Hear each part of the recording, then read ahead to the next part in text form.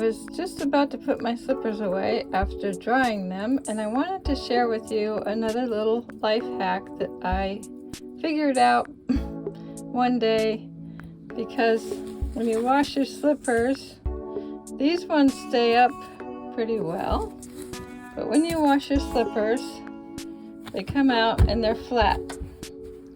And what I discovered is when they're wet, they're flat, and you can't keep them open to dry. So I was always trying to open them up, get them to dry, but then I thought, what if I stick toilet paper roll in there? That holds it open to allow the air to go in, and they dry much faster now.